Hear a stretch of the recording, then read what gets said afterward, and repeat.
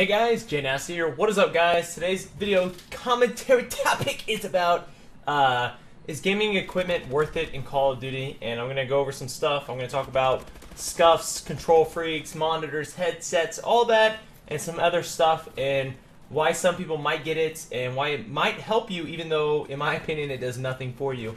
So anyways, the gameplay you're watching is, I'm actually on a 60 KD account. My account got like modded to a 60 KD. So whatever gameplay you guys are watching, it's not reverse boosted or any of that. I'm playing against sweaty kids, so hopefully you guys enjoy the video. But anyways, let's start off with, let's talk about it. So does gaming equipment help you in Call of Duty or gaming, console gaming in general? PC gaming is a different story, and a lot of equipment actually helps you in PC. So we're going to just talk about console, my thoughts and my opinions on it. So first off, back when I started Black Ops 1, let me go back actually. So ever since Modern Warfare 2, I've owned a headset. My very first headset was Turtle Beach's like PX40s or something like that. Really good headset. And back in Modern Warfare 2 and Modern Warfare 3, you could really sound more, and headsets, in my opinion, were vital to the game. They really helped you improve. Now, coming to Advanced Warfare, Black Ops 2, you got your headset on, and you really can't hear shit. So I would say headsets right now, you don't need to buy your $250 Astros like I have. I would skip the Astros and maybe wait, unless you play PC games as well. I just suggest don't getting Astros. If you're just a straight console player, I would just go with some Turtle Beaches, man. I had some Turtle Beaches and I loved them. And Astros are pretty expensive, and the other ones are not as expensive. But right now, headsets, you don't really need to worry about it too much. I don't think they improve your game that much. Especially in Advanced Warfare, you can't even hear a guy shooting behind you in this game.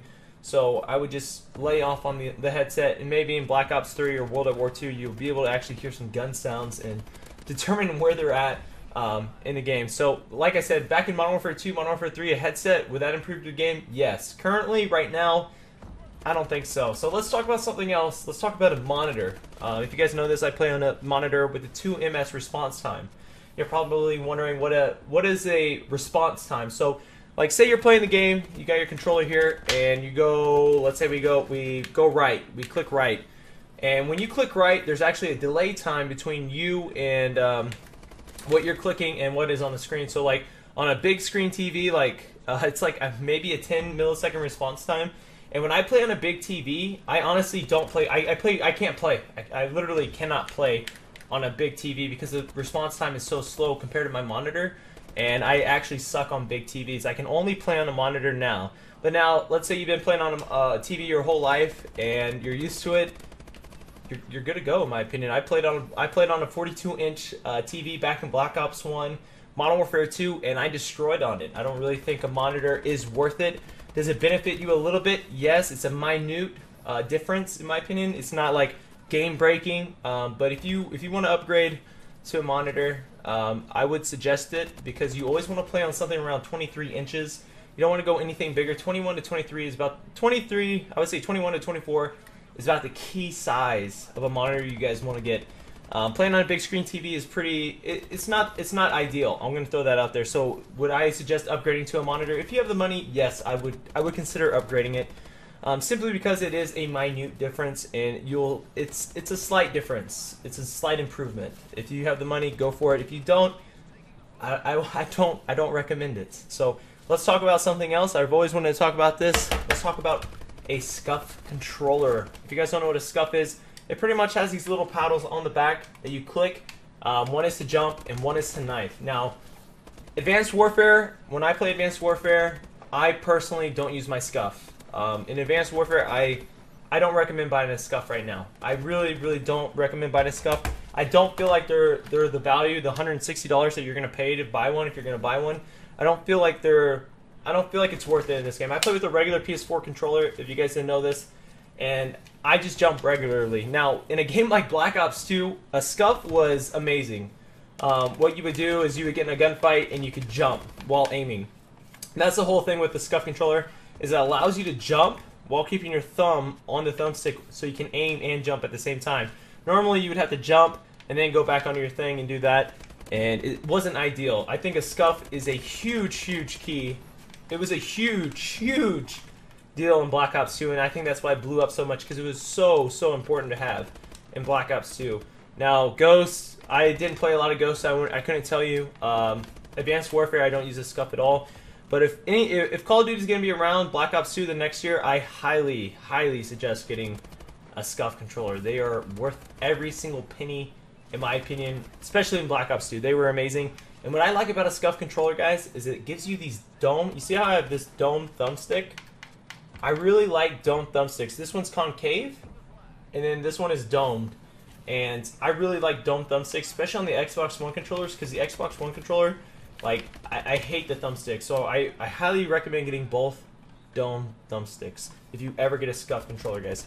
So I've talked about monitors, I've talked about headsets, and I talked about a Scuf controller. Let's talk about internet connection. If you can upgrade your internet connection, that is a huge deal in Call of Duty and just in internet in general. So I highly suggest upgrading your internet if you have that. If you don't know, what you can do to check that is if you find out what internet provider you have, go onto their website, go to like their web speeds or their download and upload speeds. If you can get around a 30 down, 3 up, you're good to go. In my opinion, you don't need anything after that. It's overkill. Now let's talk about some other stuff. Let's talk about some Control Freaks. Let's talk about some Gamma Labs. You guys might enjoy that. Let's talk about Control Freaks first. So anyways, I used to play with Control Freaks. I don't anymore. I lost all my Control Freaks, so I never played with it. But I'm gonna talk about this. I'm gonna talk about Control Freaks right now, and then I'm gonna talk about Gamma. If you guys know me or at all, I really am not a fan of Gamma. Control Freaks, on the other hand, I think, honest to God, it's personal preference. You may or may not like them. When I used to play on them, I had them on my Xbox 360 controller, and I loved them. I put them on my PS3 controller, and I absolutely hated them. But what I suggest, if you guys are going to buy Control Freaks, and if you guys don't know what that is, it's a little thing that goes over your stick, and it adds a little bit more surface area and grip. Now, if you have an Xbox One player or an Xbox 360 player, I highly suggest trying out some Control Freaks. What they do is they increase the surface area, and what I like, as you guys know, I like the dome thumbsticks. And what a Control Freaks does is it increase surface area, and you can get like a certain type that makes it kind of like a dome feeling, and I really like the dome feeling ones. If you're gonna buy some, I highly suggest buying the Premier series, the green ones. They're only like $10, so you're not breaking an arm and leg for them, and you can try them out. And what I like to do is I only like to put one on this stick right here, and that way you have two, and that'll last you a couple months, maybe even longer. So just put it on your right stick, your aim stick, and you may or may not like them. It's personal preference. It can do well for you. It can do negative for you. A lot of people like them because it increases your thumbstick higher. I just like them for the surface area and making it domed. But I have a Scuf controller with a domed thumbstick. I don't play on that. But on PS4 and PS3, I don't know. I kind of like the thumbsticks. It's not really. It's just there. I guess you could try it out. I need to buy some. I'm gonna buy some soon. Try it out on my PS4 controller. Now let's talk about something else. And I'm going to use an analogy, or I'm going to compare this to sports a little bit. I'm going to talk about Gamma Labs and like gum or squid grips and stuff like that. Now, in my personal opinion, Gamma Labs and stuff like that, it doesn't work. You do not want to be drinking like G Fuel and stuff like that just to game. Bottom of my heart, I promise you, it does nothing for you. It doesn't increase your reaction time, make you more alert. It's more of a placebo effect. It's more a mental aspect. Now I'm going to tell you guys a quick story about my baseball in high school. So my junior year in baseball, I was really like baseball. If you guys don't know this, it's a really mental game. In my junior year, I went through about 3 bats. I went through a DeMarini, an Easton bat, and then I went through an EXO. If you guys probably don't know what an EXO is, but it was like one of the newest and greatest bats out there. And my junior year, I used that EXO. I went through 3 bats in about 2 months. And it was really mental for me. I would change bats. I'd be in BP. I would hit one. It was like, this bat doesn't seem like it has enough pop. So I'd ask my dad for a new bat. He would give me a new bat. And the next bat I got had a little bit more pop. And it felt, I don't know, it was in my head, really. That was all it was. It was in my head. And that's what I feel like G Fuel is, or like gaming gum or squid grips or any stuff like that. It's all in your head. It's a placebo. It's a mental. Like video games and like sports in general, anything competitive, it's a lot of mental, and people don't realize that. You got to be mentally tough to play video games at a high level. You got to take all the trash talk.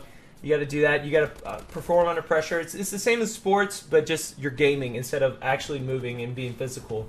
So in my opinion, if you're gonna do G Fuel, just realize this: it's in your head. It really is in your head.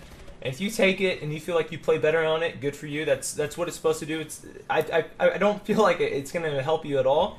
But if you feel like it does something for you, keep buying it. It's obviously working. But in my personal opinion, I will never try G Fuel, Gaming Gum, or any of that stuff. So I just feel like it's a mental thing. And if you're struggling right now, I suggest trying something out, trying something new out, buying some Kontrol Freaks, buying some Gamma, and test it out. And maybe it'll mess with your head a little bit and make you a better player, or feel like you're playing better. So anyways, guys, hope you enjoyed the video, and hopefully you guys enjoyed my review. I have some codes if you guys want to try some Kontrol Freaks. I'm going to buy some and try them out on PS4 probably in a week or two. And if you guys want to wait for that before you make those purchases, or if you're going to buy a Scuf or wait for Black Ops 3, I do have codes. They're in the link in the description below. But I'll see you guys later, and hopefully you guys enjoy. Peace out, Slowbag motherfuckers.